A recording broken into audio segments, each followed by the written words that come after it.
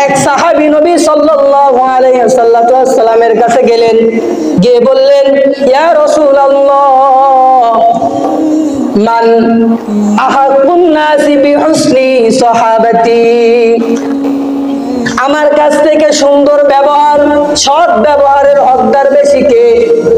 নবী সাল্লাল্লাহু আলাইহি ওয়াসাল্লাম বললেন, তোমার মা।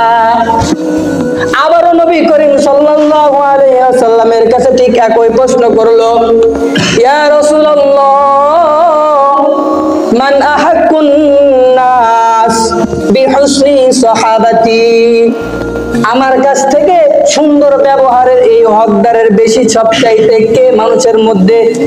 নবী সাল্লাল্লাহু আলাইহি ওয়াসাল্লাম আবার একই জবাব দিলেন, তোমার মা।